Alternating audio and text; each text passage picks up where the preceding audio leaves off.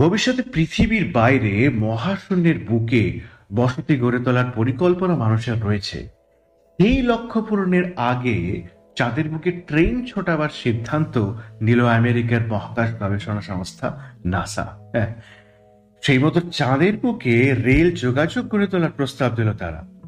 নমুনা সংগ্রহ থেকে চাঁদের মাটিতে ভালো করে চেনা রেল যোগাযোগ গড়ে উঠলে তা দুইয়েরই সহায়ক হবে বলে মত বিজ্ঞানীদের। এই সিস্টেমটাকে নেওয়া হচ্ছে লুনার রেলওয়ে সিস্টেম। বলা বাহুল্য, চন্দ্রপৃষ্ঠের রেল পরিবহন ব্যবস্থা পৃথিবীর মতো হবে না। অত্যাধুনিক প্রযুক্তির সাহায্যে চাঁদের মাটিতে রোবট চালিত পরিবহন ব্যবস্থা গড়ে তোলা হবে, যা রোজকার গবেষণার কাজেও বিজ্ঞানীদের সাহায্য করবে। পাশাপাশি 2030 সালের মধ্যে চাঁদের মাটিতে স্থায়ী গবেষণাগার তৈরিতেও সাহায্য করবে।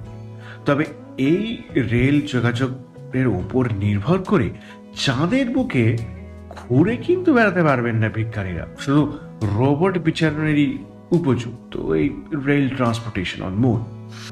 যাই হোক, যা বলছিলাম, প্যাসাডিনায় নাসার জেট প্রপালশন ল্যাবরেটরির রোবট বিশেষজ্ঞ ইথান স্কেলার বললেন যে চন্দ্রপৃষ্ঠে প্রথম রেল যোগাযোগ ব্যবস্থা গড়ে তুলতে চাই আমরা, যা পেলোড পরিবহনের টেকসই, স্বতন্ত্র এবং কার্যকর মাধ্যম হয়ে উঠবে।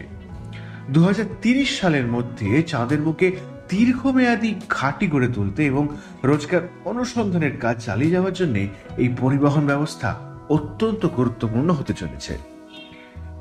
চাঁদের বুকে যে রেল যোগাযোগ ব্যবস্থা গড়ে তোলার পরিকল্পনা রয়েছে নাসার, তার পোশাকি নাম হলো flexible levitation on a track বা ফ্লোট। এর আওতায় ত্রিস্তরীয় ফিল্ম ট্র্যাক বসানো হবে চন্দ্রপৃষ্ঠে, যা তড়িৎ চুম্বকীয় শক্তি উৎপন্ন করবে।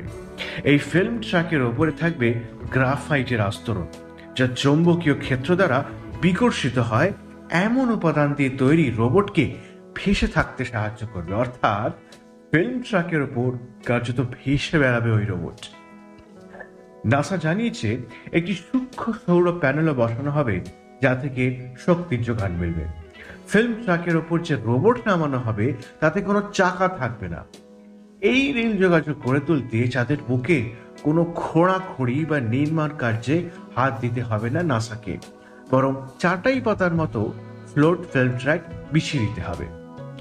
নাসা জানিয়েছে প্রথম পর্যায়ে এই রেল যোগাযোগের মাধ্যমে রোবটের উপর জিনিসপত্র চাপিয়ে এক জায়গা থেকে অন্যত্র নিয়ে পাঠানো যাবে। 30 কেজি ওজনের রোবট সেকেন্ডে 0.5 মিটার গতিবেগে 1 লক্ষ কেজি পর্যন্ত শিলা পেলোড বয়ে নিয়ে যেতে পারবে। রোজ কয়েক কিলোমিটার যাত্রা করতে পারবে এই রোবট। দ্বিতীয় পর্যায়ে মানুষ পরিবহনের উপযুক্ত রেল যোগাযোগ ব্যবস্থা করে তোলা যাবে, যা হবে আরো দ্রুত গতি সম্পন্ন। চন্দ্রপৃষ্ঠে কোথায় কোথায় এই রেল যোগাযোগ ব্যবস্থা করে তোলা যায় প্রথমে তা ঠিক করা হবে, সার্ভে করতে হবে। এরপরে রোবট এবং ফিল্ম ট্র্যাক নিয়ে পরীক্ষা নিরীক্ষা চালাবেন বিজ্ঞানীরা।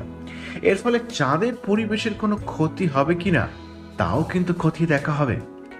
এরপর প্রযুক্তিগত বাধা বিপত্তির দিকগুলি খতিয়ে দেখবেন বিজ্ঞানীরা। সব ক্ষেত্রে উতরে গেলেই তবেই কাজে হাত দেওয়া হবে। 2021 সালেই চাঁদের বুকে এই রেল যোগাযোগ ব্যবস্থা গড়ে তোলার প্রস্তাব জমা পড়ে।